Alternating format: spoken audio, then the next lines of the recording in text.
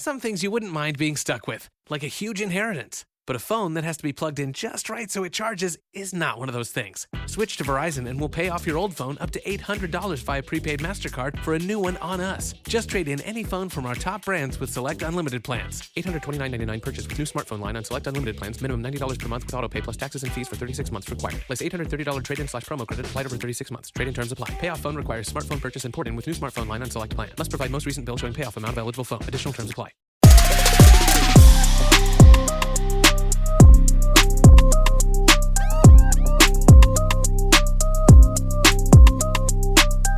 Welcome back to Mama Mystery. I am your host, Kelly. And I am your co-host, Austin.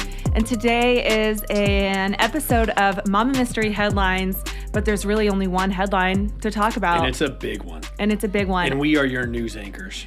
Here's the deal, okay? So I was not expecting a verdict to come out yesterday. I don't even think I was expecting it to come out today. So I kind of wrote this up really quick this morning. So this is going to be a quick summary of the trial, the verdict, the sentence, and all that.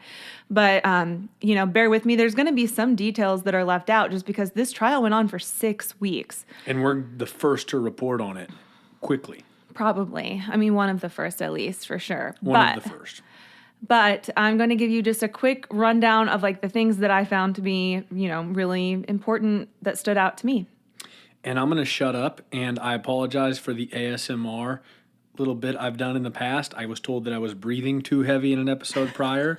I'm going to try not to breathe this episode. And I was told that I was making noise. So I'm that dude. Love you. Get it on, girl. All right. So obviously, the big headline this week is that the verdict is in the Murdaugh trial. If you're unfamiliar with this story, which I doubt you are, but we have covered it in multiple episodes, 75, 76, and 77, I think. The Murdaugh family is and has been a prominent family of lawyers in the South Carolina Low Country, which is about 65 miles south of Charleston. From 1920 to 2006, 3 Murdaughs served as district attorneys consecutively. They're called solicitors, but it's the same thing as a district attorney. But it really is unheard of for one family to have that much control over the legal system for that long. But these were district attorneys, the ones responsible for prosecuting crimes, okay? I want you to remember that. And as time went on, their power grew. The Murdaughs were known as untouchable, getting away with just about anything. And they did get away with a lot until one story blew everything wide open. And that was when Alex's son, Paul, was involved in a boat crash that killed one of his friends, Mallory Beach. Now, we go into a lot of detail on that particular story in one of those episodes that I mentioned. So if you want to familiarize yourself with that, you can go listen to those. This case, I just want to say, because I've said it in the past, it grabbed my attention, and I'm not a true crime person. Mm-hmm. So I've watched the HBO documentary on it and started the Netflix one. Mm-hmm. It's crazy. This kid's crazy. This dude's just a gangster. Not in a good way. No, not in a cool way. This dude's a gangster. I'm not trying to make that sound cool. Yeah.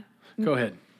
So, all right. Anyway, Mallory's family ended up filing a wrongful death lawsuit against the Murdaughs, and it required Alex, we're going to say Alec just for the sake of this podcast, okay? But it required Alec to turn over financial statements, and around the same time, Alec's wife, Maggie, had hired a forensic accountant to review their finances. See, at the time, Maggie and Alec were living separately, and the future of their marriage was in question after she found stashes of pills in his computer bag. She became aware of bounced checks that Alec was writing, and it's been reported that she had met with a divorce lawyer as well. So now that Mallory's family was pursuing this wrongful death suit, all of these financial issues were about to come to light for the first time in a public forum. And a judge had scheduled a hearing for June 10th of 2021 to consider a motion to compel Alec to turn over his financial information. So you can imagine the pressure Alec was feeling knowing that all the money he'd been stealing from his law firm and clients was about to come to light. Mm-hmm. He had been stealing millions of dollars from insurance settlements that he helped procure, funneling the money to his own account rather than to the victims.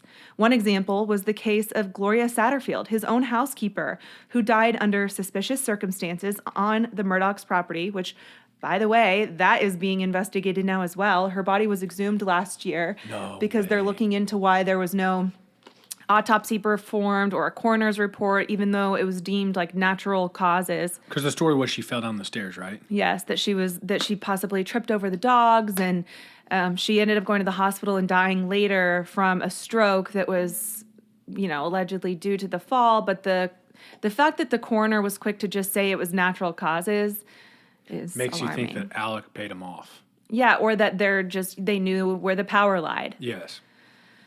So Alec helped her kids with an insurance settlement that awarded them $4.3 million, but they never saw a single dime of it. And that is just one example of many. So 3 days before his financial crimes were about to come to light, his wife and child were shot dead on their property. On the night of June 7th, 2021, Alec alleged that he came home to find his wife and son shot badly after he had gone to visit his mom, who had Alzheimer's or dementia. And he insisted that he was never at the kennels and that he had a rock-solid alibi. So on September 4th, Alec attempted suicide by hiring Curtis Smith to shoot him on the side of the road to make it look like it was a drive-by shooting, all so that Buster could collect on a $10 million life insurance policy. Buster's his oldest son. 2 days later, he released a public statement saying that he was resigning from his family's law firm so that he could enter rehab for his addiction to pills. And then meanwhile, the law firm also released a statement alleging that Alec had been misappropriating funds. This dude flushed his whole life and family's legacy down a toilet in like a few weeks. Well, it was over the course of years that he was doing this, but in the course of months, it really just, the lid blew open. Yeah, it came to light. That's crazy. In November, the state's investigation into Alec's business dealings led to new indictments totaling 27 counts, including breach of trust with fraudulent intent, obtaining a signature or property by false pretenses, money laundering, computer crimes, and forgery. And these crimes totaled nearly $4.9 million. The following month, more charges were added, bringing the total to 48 charges. The next month, 23 additional charges, bringing the total to 71. By July, more charges were added to include the scheme to commit suicide, and eventually the total number of charges brought against Alec Murdaugh was over 100. But worst of all, in July of 2022, a grand jury indicted Alec Murdaugh on double murder charges in the deaths of Maggie and Paul. The murder trial began on January 25th, and in the opening statements, the lead prosecutor, Creighton Waters, alleged that Alec killed Maggie and Paul at close range with a shotgun and an AR-style rifle. So Paul was shot first. At the kennels, there's this line of cages, for lack of a better word. I don't know if you've ever seen a structure like this, but it's like this long, narrow structure, and there's kennels all side by side, right? And then on the end of that structure, there's a feed room that's about the size of a small closet. So Paul was shot in that closet, first in the chest. And the shooter possibly thought that would have killed Paul, but as blood dripped from his arm to the floor, he made his way to the door frame of the feed room. And right outside that door, the shooter was possibly setting the shotgun down or in the midst of setting it down to exchange weapons and pick up the second gun that he intended to use on Maggie. But as Paul came through the door, I believe it startled the shooter as he was crouched down about to set that gun down, and then he re-aimed and shot Paul from a lower angle in the head, which caused the projectile to hit the top of the door frame, and the ceiling. So, there's been a lot of talk about the shooter being 5'2" or 5'3", but I think that this explains it really well because he was crouched down. That makes perfect sense. And it makes sense, too, because of the way that Paul was found and where the projectile and everything was found. Mm-hmm. So after Paul, the shooter switched guns. And at this point, Maggie was running towards Paul. She was on the other side of another structure that was next to the kennels. Mm-hmm. And as she's running towards Paul, according to a pathologist, the shooter shot her in the abdomen with the AR-style rifle, in the abdomen, which exited through, her buttocks, and then the top of her left thigh, which exited out the other side towards her back. She fell to all fours, and as she was on all fours, the shooter then walked behind her and shot her from behind, and that bullet went through her left breast and up through her neck and head. My God. And so there was question on like the angles, right, and implying that it had to be somebody short, but when you think of it that way, that she was shot first in the abdomen and then the thigh, and then landed on all fours and was shot from behind, it makes sense that the angle would go through her breast and then up like her upper neck and into her head. That has so much more logic to it than saying this short person shot up. Mm-hmm. Right. So after she was on the ground, she was shot again, one final time in the back of her head. So on February 1st, the state dropped a bomb that took many by surprise, which was that there was video from Paul's phone that placed Alec at the crime scene minutes before the murders took place. So I'm going to play for you the audio from that video. But just for context, Paul is recording one of the many dogs that were at the kennels because this dog, the way I understand it, is that the dog had an issue with its tail or back end. So you see the dog, but you can hear Paul, Maggie, and Alec in the background. You don't see anybody else, but you can hear their voices. So I'm going to play it for you now. Get back. Get back.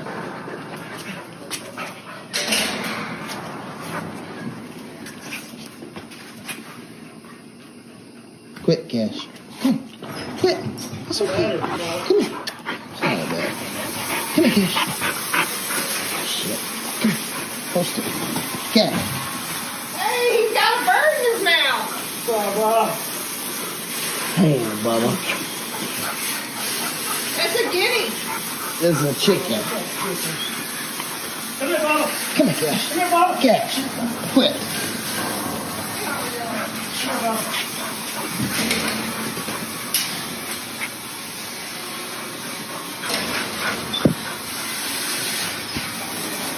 So that's the video, and you can hear Paul talking to the dog. You hear Maggie in the background say, hey, it's got a bird in its mouth. I think it's a guinea or something like that. And Paul say, no, it's a chicken. This came up during the trial, but you can also hear Alec in the background, and I can't quite make out what he's saying, and there's been conjecture over exactly what he says, because some people allege that at one point he says, hey, Bus, like Buster was there, but Buster was supposedly in Colombia, which is about 2 hours away at the time. But regardless, you hear Alec's voice in the background. It's a distant sound, but it's undeniably him, okay? Now, the problem for the defense was that Alec originally told authorities that he was not near the kennels. He told dispatchers, he told police, he told detectives, he told anyone who would listen that he was never down there, that he was napping before he got up to go visit his mom.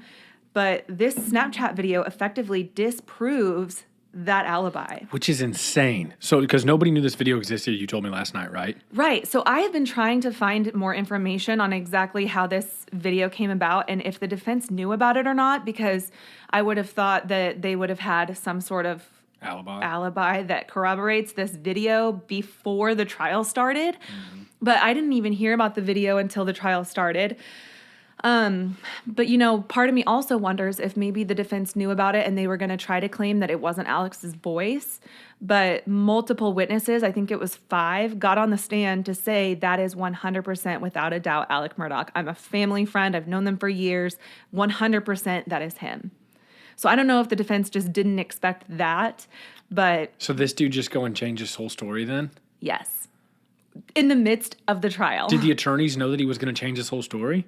I don't know. Like, did they have time to talk, do you think? I'm sure that they did. I don't know how that went, though. I mean, how do you fight that? That is like the number one piece of evidence, in my opinion. And all your credibility's out the window. Oh, yeah. I mean, it already is because he's proven to be a liar, and we'll get into that, too. But I always wonder, though, and I've said this to you before, I always wonder if people tell the attorneys the truth. Like, I'm, like, fascinated with it.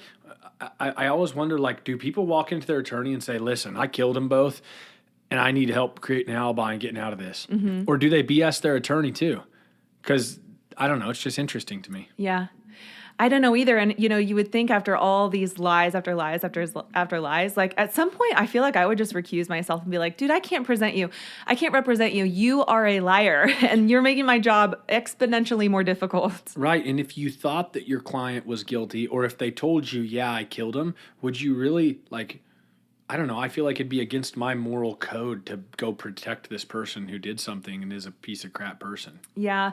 And I get that, which the crazy thing is that, a lawyer has a legal obligation to protect their clients. So even if they admit that they did it, but they want the lawyer to prove that they didn't, the lawyer can't come out and say, yeah, he admitted it to me. He did do it. It's insane. This show is sponsored by BetterHelp. The summer of 2020 was a rough year for me. I was going through a lot and discovered some things about myself that I just was not expecting to find out, all thanks to just a random gift that somebody gave me. But it completely rocked my world, and I knew if I'm going to get through this, I'm going to need someone to help guide me through these uncharted waters. And that is where BetterHelp came in. I got to know my therapist and she got to know me. She helped me navigate through some really tough stuff, and I learned so much about what I was truly capable of. Getting to know yourself can be a lifelong process, especially because we're always growing and changing. And therapy is all about deepening your self-awareness and understanding, because sometimes we don't know what we want or why we react the way that we do until we talk through some of the things that we've been through. BetterHelp connects you with a licensed therapist who can take you on that journey of self-discovery from wherever you are. If you're thinking of starting therapy, give BetterHelp a try. It's entirely online, designed to be convenient, flexible, and suitable to your schedule. Just fill out a brief questionnaire to get matched with a licensed therapist and switch therapists anytime for no additional charge if things aren't working out. Discover your potential with BetterHelp. Visit betterhelp.com/mamamystery to get 10% off your first month. That's betterhelp.com/MAMA-mystery.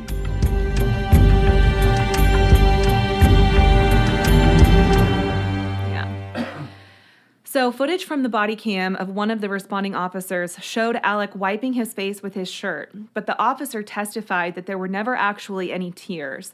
But it also shows Alec in different clothing than he had been captured in earlier that day.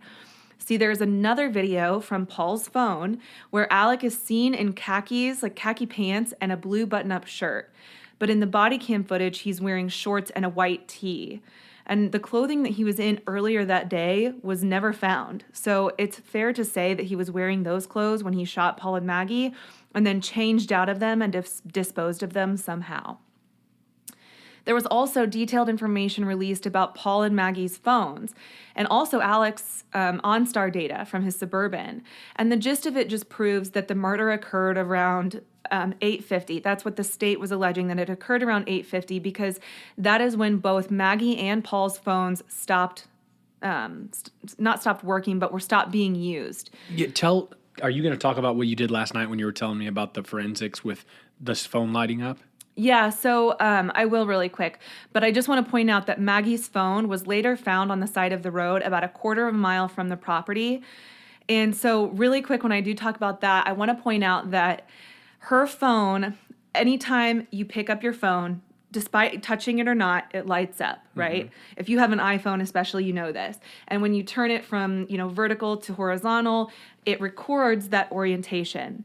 So when they extracted the data from Maggie's phone, they could see every time the backlight went on, every time it went off, and every time it changed orientation. At one point, the camera was attempted to be opened, and there's been different, not testimony, but theories about this. One theory that was out was that somebody tried to unlock her phone and that the camera activated but didn't recognize the face. But then another expert testified that it was actually, on your iPhone home screen, there's a camera button, and it was like somebody was trying to open up the camera. Like swiping into it? Swiping into the camera, yeah. And then immediately closed out of it. I went through every minute, every millisecond of this, because there's a 42-page document that was provided by SLED that details the forensics from the phones, okay? So I went through it, but honestly, the most telling thing, in my opinion, was the fact that her phone went off. The backlight was finally off for the last time at, I want to say, 9:07:00, at exactly 9:07. And then Alex OnStar data recorded his Suburban leaving the property at 9:07:06. This made me nervous because I was afraid that it would create doubt in a juror that the phone had to have been thrown off the side of the road before he ever left the property, because the phone was found about a quarter of a mile away. And if the phone was already there at 9:07:00, but he didn't leave till 9:07:06, I know it's a very close time frame, but I was just afraid that it would create enough doubt in a juror to say not guilty, and that it would result in a hung jury. So that was one piece that I was just really worried about. But the phones, the backlights both stopped at 8:49. Yeah, both phones. So the backlight came on and off multiple times, but they both locked for the last time by like 8:49. So Maggie had read a message from a group text and then locked her phone for the last time. I think it was at 8:49. And then, and I could be a little bit off. I don't have my notes right in front of me. But the point is, it was right before the 8:50 when they estimate that it happened. Exactly. And then Paul, who is a prolific phone user, who was on his phone all the time, often let his battery die. And at this point, it was at 2%. And it eventually died at about 10 o'clock that night. But his phone at the time, he was messaging with a friend about what movie she wanted to watch that night. Her name is Megan. He was texting with Megan, recommending A Star is Born as a movie that she should watch. And she responded saying something like, I don't want to watch a sad movie. And he read the message, locked his phone for the last time at about 8:49 also. And what time was the Snapchat video that put Murdaugh there? Yeah, it was about 8:45, 8:46 that video was taken. So it's just the timeline's perfect. Yeah. And so not only that, but obviously it places Alec at the scene when he vehemently said that he wasn't. So another piece of the OnStar data that I thought was interesting was that it tracked the speed of the Suburban that Alec drove that night, and it showed him driving about 42 miles per hour right past the exact spot where Maggie's phone was later found. And then the second he passes that spot, he accelerates to up to 52 miles per hour. So the allegation is that he threw the phone at that moment. And you know, some experts even testified that sometimes you can like throw your phone across the room and it won't light up. Like I just now threw my phone and it didn't light up. Right. So just with that, I just now threw my phone on the ground. It did not light up. So, you know, maybe the backlight turned off right as he got into the Suburban, and then he left in the Suburban and threw her phone, and it just never lit up whenever he threw it. Interesting. So That stuff I thought was really interesting, though. I think it's really interesting, too. I just wish so bad that the iPhone could have recorded pinpoint locations of exactly where it was, because there's like conjecture about the steps. You know, the phone was recording steps, but the steps didn't exactly align with Alex's steps. But I don't know. I don't even want to talk about that because it just gets confusing. And, you know, who's to say he was holding one phone and not the other? But And he's guilty, so. and he's guilty either way. So now, earlier in the day on June 7th, the day that they were murdered, Maggie texted a friend that Alec was acting fishy and asking her to come to the Moselle property. Now, remember, she was living, I think, at Edisto or some other beach house. Okay, so she wasn't there. Her sister testified to this, saying that she encouraged Maggie to go because she knew that Alec's dad was gravely ill and that she should go be there for him. And she got really emotional on the stand talking about this because she practically encouraged Maggie to go to the Moselle property, and then she died. And so I'm sure she feels a lot of guilt. Yeah. So fast forward to the trial again.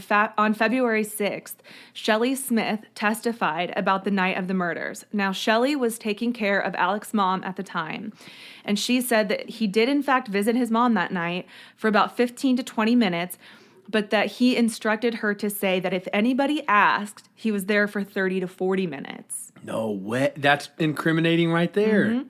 He also mentioned knowing that she had a wedding coming up and that he would help pay for it. So it's like he didn't directly say it, but was like, you know, in a roundabout way, saying like, you help me, I'll help you. Mm-hmm. You tell people this, I'll pay for your wedding or give you money for your wedding or whatever. Did he get a question about that on the trial? Oh, I'm sure he did. I can't remember exactly what his response was, but Shelley testified to it. And she got really upset because she cared a lot about that family. She felt like they were good people, but she also just knew something was wrong. She also testified that 9 days after the murders took place, Alec snuck over at like 6 or 6:30 in the morning and carried in a blue, it looked like a blue tarp, and hid it in a closet at his mom's house and then left. Well, she let investigators know, so they got a search warrant on the house. They found a blue rain jacket with the same type of like vinyl material that you would see probably in a tarp. It's similar, but they also found a tarp. Now, the thing about this blue jacket is that on the inside of the jacket, there were tons of gunshot residue particles. No way. And one of the forensic scientists testified that it was enough to suggest that a recently fired gun had been wrapped up in the jacket. But the guns were never found. Oh my goodness. So that blue jacket, I think, was a really damning piece of testimony or evidence also. I keep asking tons of questions. Did he say anything in regard to the jacket? I don't know, actually. I'm just curious. I like little minute details. I just am trying to imagine how somebody is bullshitting their way through this. Mm-hmm.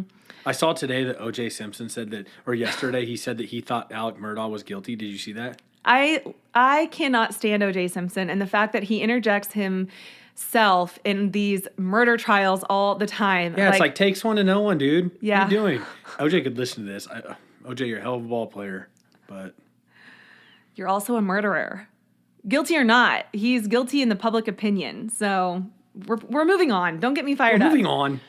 On February 8th of the trial, Gene Seckinger, the CFO of the law firm where Alec was working, testified that she had confronted Alec about stealing more than $2.8 million from the law firm on the same day that Maggie and Paul were shot. No.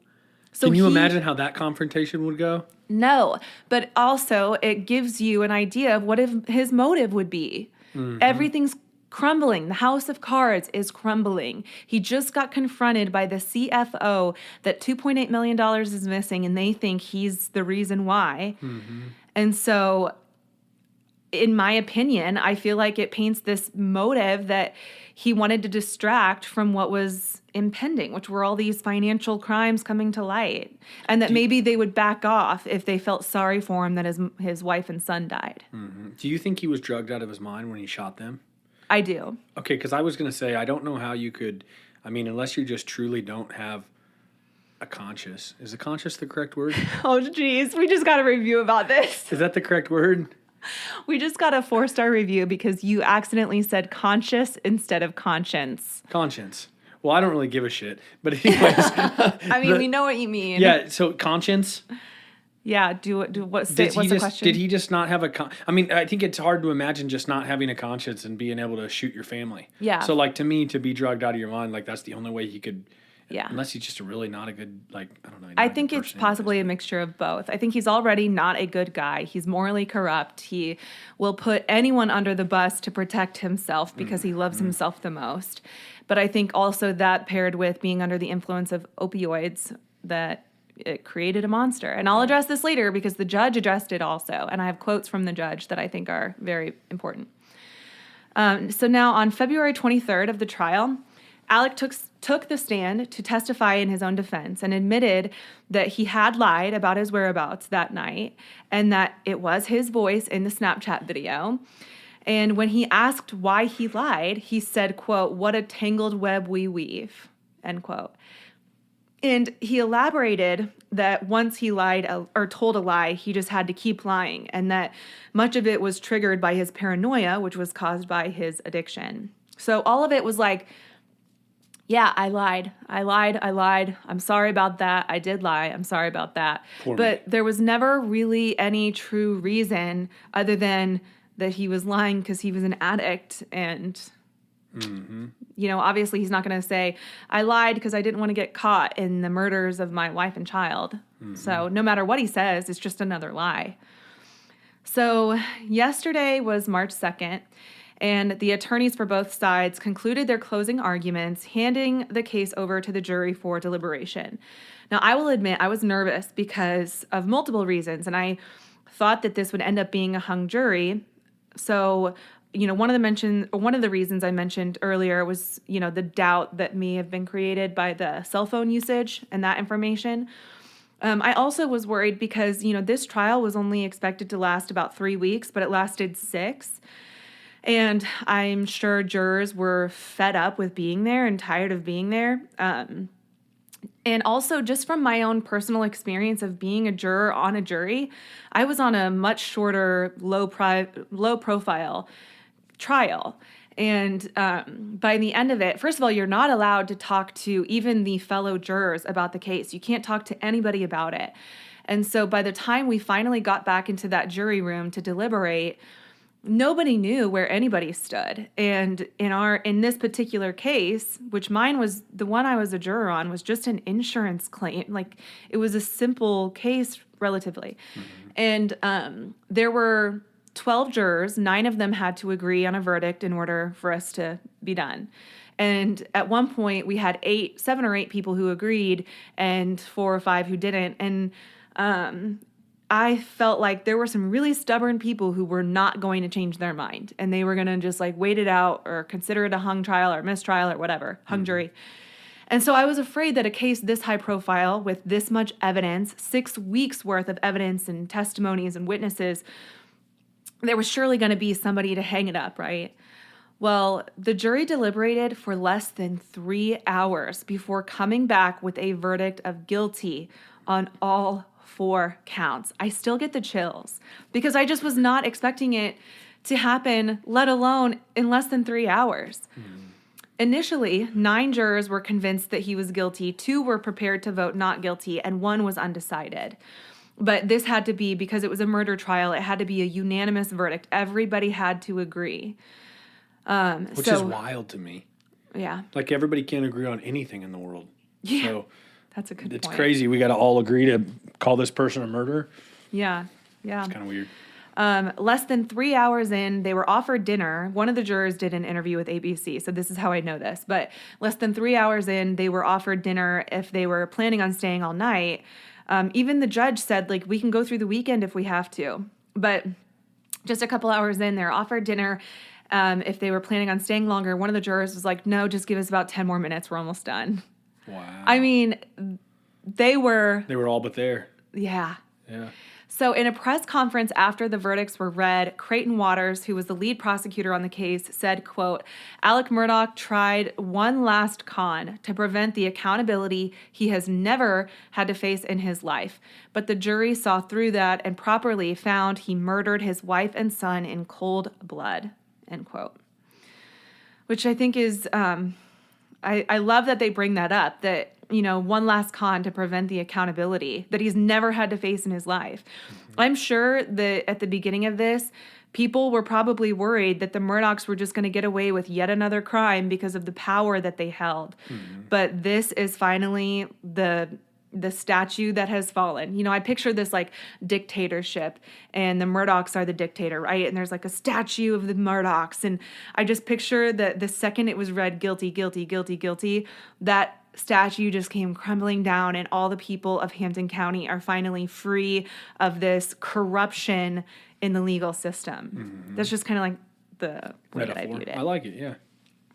So this morning, Judge Clifton Newman sentenced Alec to 2 consecutive life sentences after he said, quote, in this case, it qualifies under our death penalty statute based on the statutory aggravating circumstances of 2 or more people being murdered by the defendant by one act or pursuant to one scheme or one course of conduct.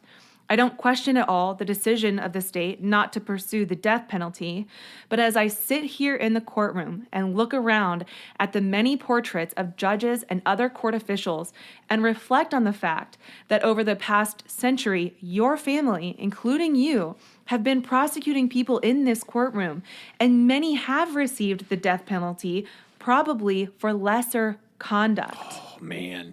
I got the goosebumps. Yeah. He said, remind me of the expression you gave on the witness stand. Oh, what the tangled web we weave. What did you mean by that? And Alec replied, I meant that when I lied, I continued to lie. And the judge responded, and the question is, when will it end? When will it end? And it has ended already for the jury because they've concluded that you continue to lie and lied throughout your testimony. At one point, Alec interjected and said, quote, "I will tell you again that I respect this court. I am innocent. I would never, under any circumstances, hurt my wife, Maggie, and I would never, under any circumstances, hurt my son, Pawpaw," end quote. Unreal. The judge responded, quote, "And it might not have been you. It might have been the monster that you have become when you take 15, 20, 30, 40, 50, 60 opioid pills. And maybe you become another person. I have seen that before. The person standing before me is not the person who committed the crime, though it is the same individual." Well and we'll said. leave it at that. Oh my gosh, that's crazy. You know, I also want to point out that Paul has been under a lot of scrutiny because of his behavior and his actions in the boat crash. And it has been widely known that Paul has this alter ego named Timmy, that when he drinks too much, he becomes Timmy and he's uncontrollable. And who's to say he didn't get that from his own dad? And so is like Buster's obviously his favorite kid.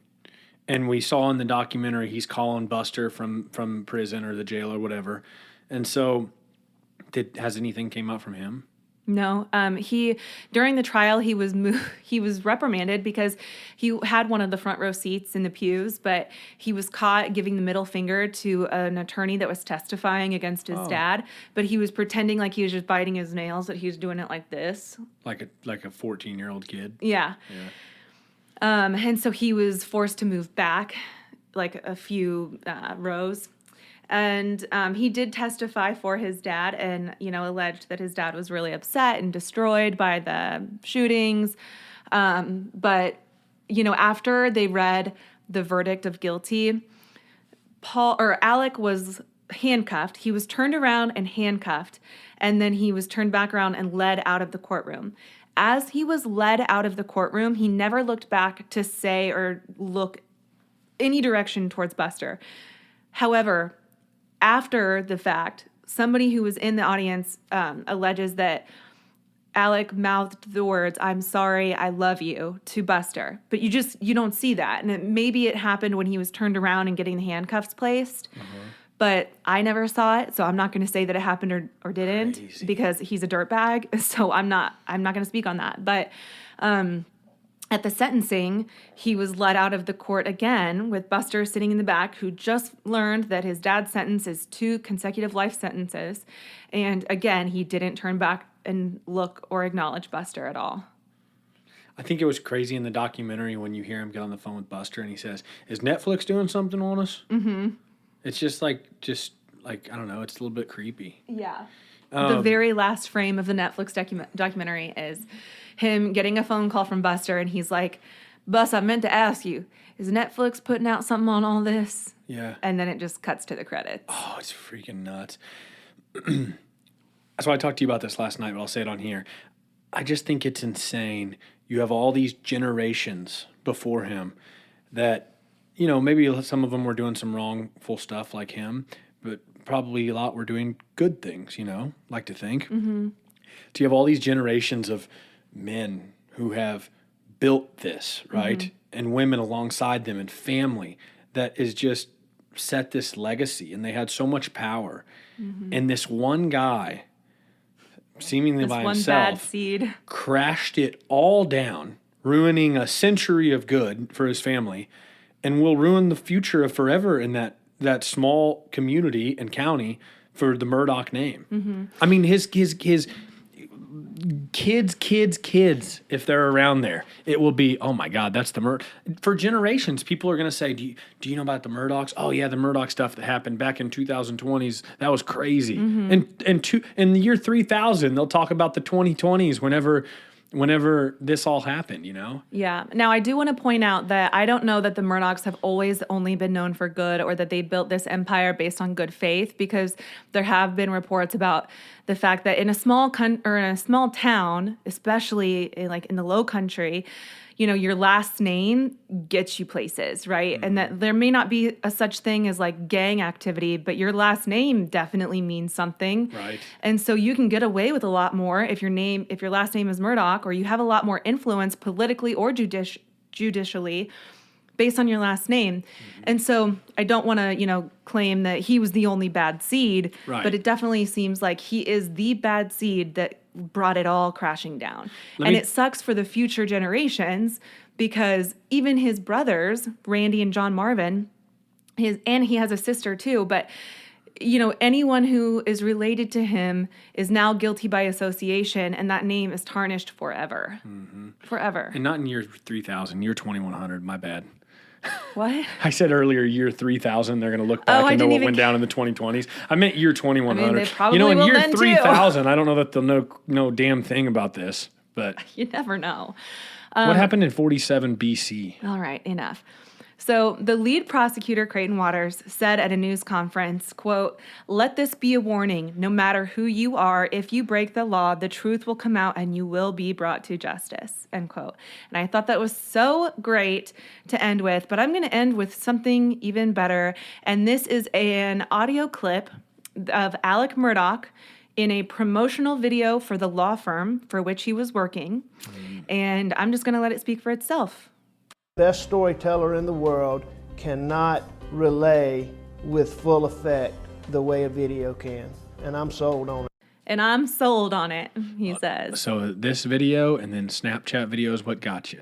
Yeah, the irony. I love to see it. Mama Mystery out. Bye.